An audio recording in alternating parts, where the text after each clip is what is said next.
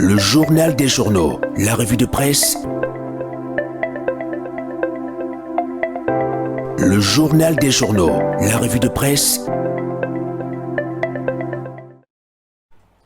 C'est l'instant de la revue de presse et Gaël Steph Nono est déjà sur ce plateau. Bonjour Gaël. Bonjour Séraphin.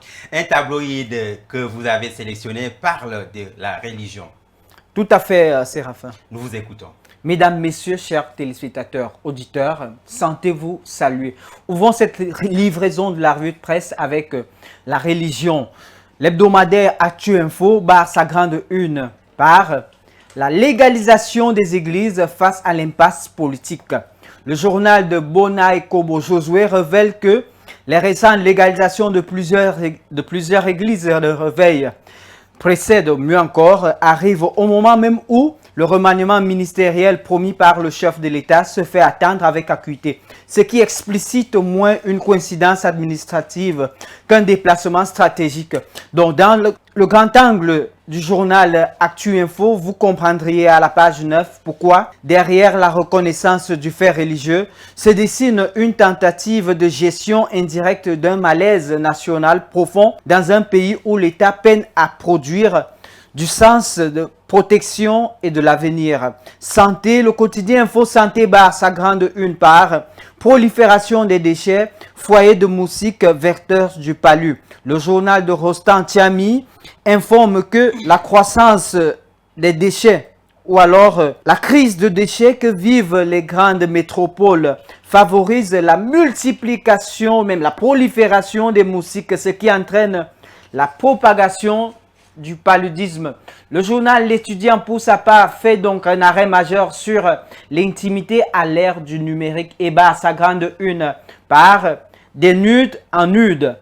Le journal de Boris Landry Kwekam constate que à l'ère du tout numérique, de nombreux jeunes peinent encore à intégrer le réflexe élémentaire, celui donc de protection des données personnelles, savoir des photos intimes, des vidéos privées et des informations sensibles, une fois exposées sur les réseaux sociaux, échappent rapidement au contrôle de leur auteur et deviennent des outils de chantage, d'intimidation et même de violence. Le quotidien Le Messager, comme le quotidien Le Jour, revient sur l'affaire Martinez-Zogo, ce avec des angles de traitement divergents.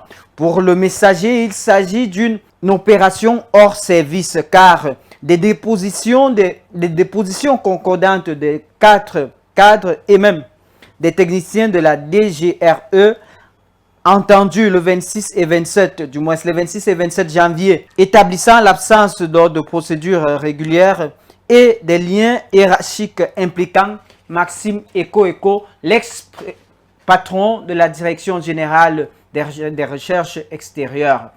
Pendant que pour le journal Le Jour, avec lequel nous clôturons cet exercice, la DGA et la DGRE 2020-2024, dans cet espace-là, accusent donc, lire donc les détails à la page 9 pour savoir qui est-ce que la DGA et la DGRE accusent entre cet espace.